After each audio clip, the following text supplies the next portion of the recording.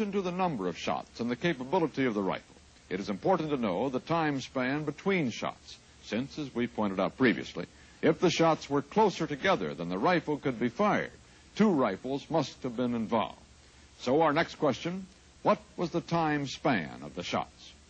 The answer might lie in Mr. Zapruder's film of the assassination.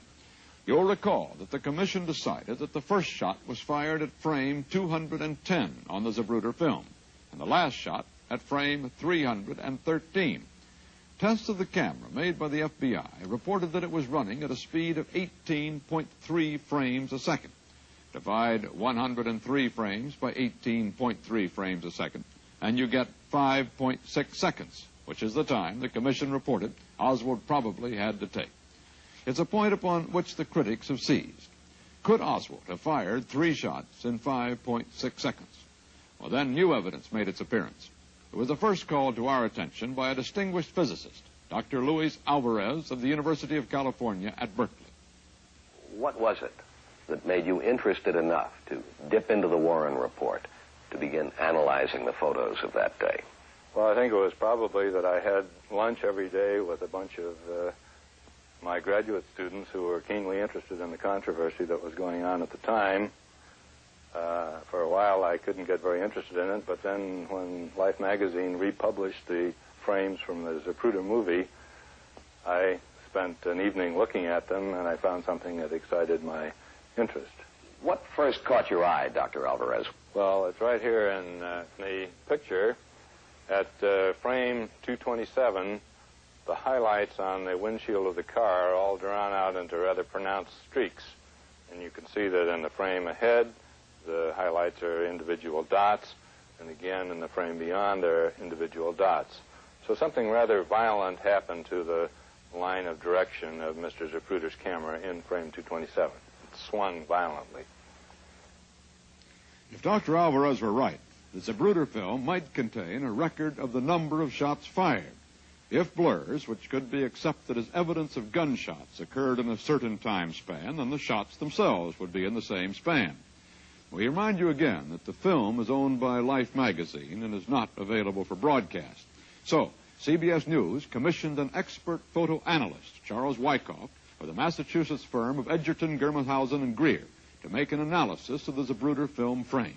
Dan Rather interviewed Mr. Wyckoff. Mr. Wyckoff, the entire Zapruder film shows the whole assassination? Yes, it does, Dan.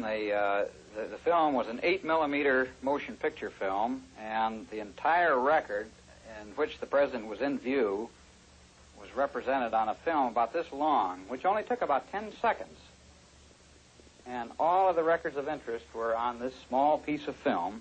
We actually looked at all the frames, but we only studied certain frames in detail. The reason for studying those frames in detail was the fact that there were certain little things in there that looked blurred at first, and we were quite interested in why they looked blurred. For instance, on frame 190 here, or rather, let's start with frame 189, there's a wall in the background with little holes that you can see a white building through those holes. Well, that's a tile wall. And you can see the little holes. If you look at it with a magnifying glass here, you see those are nice and round and fairly sharp. And yet in frame 190, right next to it, you can no longer tell that those holes are circular. They're blurred out. Now, why is that? Something must have happened to Mr. Zapruder when he was, something must have startled him when he was holding his camera. He had a camera very much like this model right here, which is an 8mm camera. And as he held it up to his eye, concentrating on the president, something startled him, and he jumped a little bit with the camera. Not nearly that much. Not anything like that at all, just a very subtle jump, but that was just enough to cause a blur of these little holes in here, and also a blur of highlights on the car. All right, now you see that very clearly in frame 190, and that frame does look distorted, and you can't see the white holes in the wall across the street clearly at all. Now, how many times does that occur in this 10-second stretch of 8mm film? Now, that occurs several times, as we've represented up here on this film on the wall. It occurs at frame 190. It occurs again at frame 227. Frame 227 was the next evidence that I had of Mr. Zapruder moving his camera. and it occurs at frame 318. Now, this is interesting because we all know that at frame 313, the President received the fatal shot. He had a natural reaction time that he heard the sound at about the same time that something happened to President Kennedy when he was fatally wounded here. We can apply this same correction of about 4 or 5 frames to each one of these frames where I notice motion. In other words, I'm saying that it was possible that there could have been a shot fired here, another one fired in this area of 222, 223, and another one in the area of 313, noticeable now in 318. I think the important thing is the fact that we have found an indication some 20 frames prior to the time the Warren Commission thought that the first shot was fired. Now, whether or not this was a shot, we cannot say, but certainly Mr. Zapruder, the photographer, was disturbed at that point. What does this finding mean to those of us who simply have followed the controversy over the assassination and are not physicists?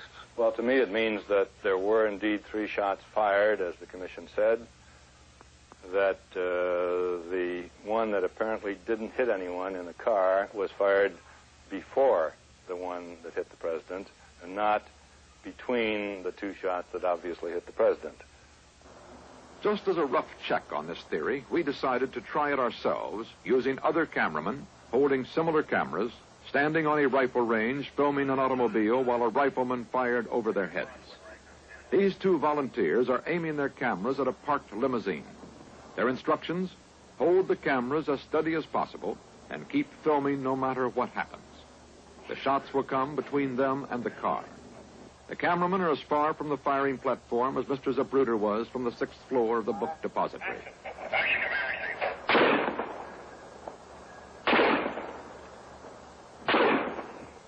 The reaction was obvious.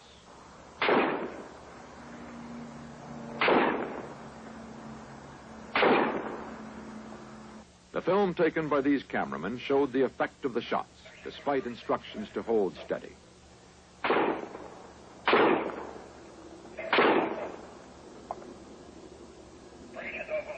Even in steadier hands, motion was always noticeable. This frame shows highlight dots around the car's windshield.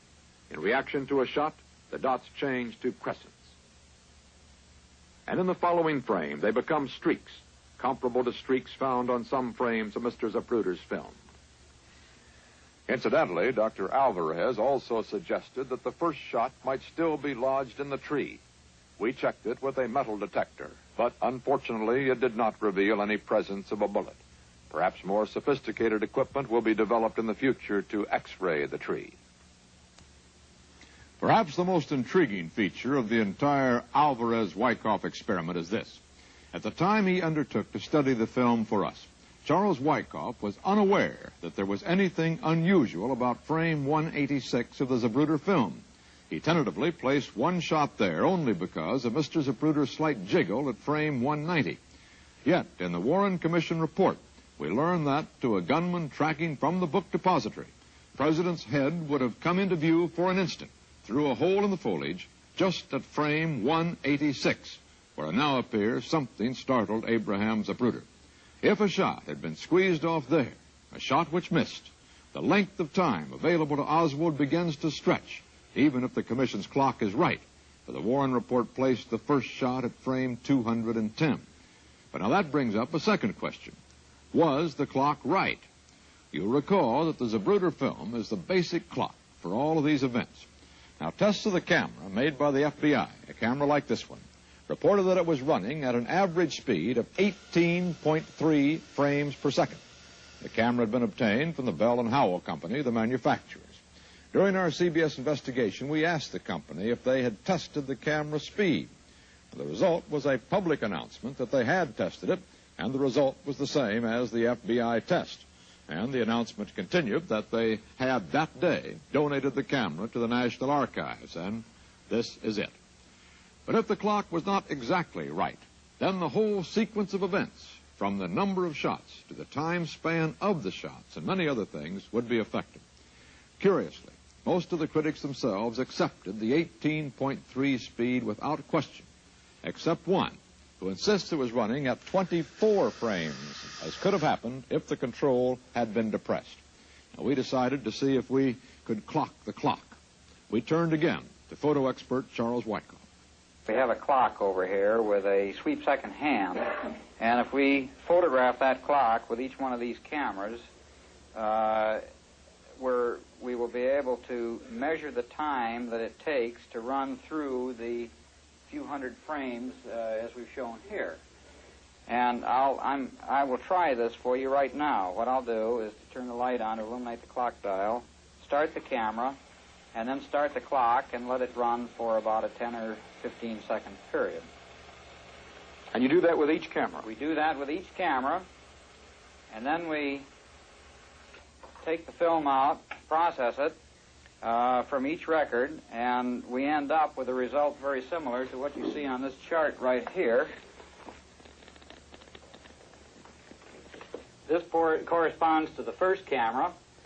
This is the second, the third, the fourth, and the fifth. We started each frame here. We edited until we got the frame corresponding to 0 time on each one of the cameras. Then we counted off the same number of frames on each camera record that corresponded to frames 190 to 318 in the Zapruder record. And there was this much difference in the cameras, although they were the same kind of cameras? Same kind of cameras. There was this much difference in time. The first camera read 6.90 seconds, the second camera 7.30 seconds, the third 6.70, the fourth 8.35, and the last 6.16 seconds.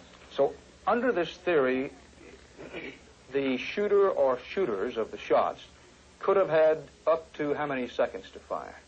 They could have had, according to this, up as much as 8 3/35 of a second, which is a pretty long time. In this hour, we have been considering the relationship between Oswald and the assassination. To the account given in the Warren Report, we have made 3 additions, each of which rests on evidence at least as persuasive as any provided by the Commission. Our analysis of the Zapruder film suggests strongly that the first shot was fired at frame 186. The Commission said only that the first shot to hit came between frames 210 and 225. Something startled Mr. Zapruder earlier, and the evidence is that a rifle shot was what startled him. We have shown that the Zapruder camera was quite possibly running slower than the Commission thought. The earlier shot and the slow camera together mean that the rifleman may have had additional time to get off 3 shots.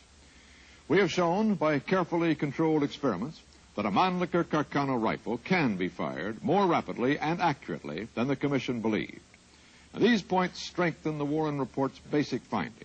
They make it more likely that Oswald shot the president. They significantly weaken a central contention of the critics, their contention that Oswald could not have done it because he did not have enough time to fire. It is now reasonable to assume that the first shot, fired through a tree, missed its mark, and that it was this shot that Governor Connolly heard. The governor has insisted all along that he was not struck by the first shot. It now appears he was correct. Now we can answer all our secondary questions. Did Oswald own a rifle? He did. Did Oswald take a rifle to the book depository building? He did. Where was Oswald when the shots were fired? In the building, on the 6th floor.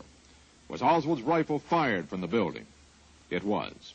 How many shots were fired? 3. How fast could Oswald's rifle be fired? Fast enough. What was the time span of the shots? 7 or 8 seconds. Did Lee Harvey Oswald shoot President Kennedy?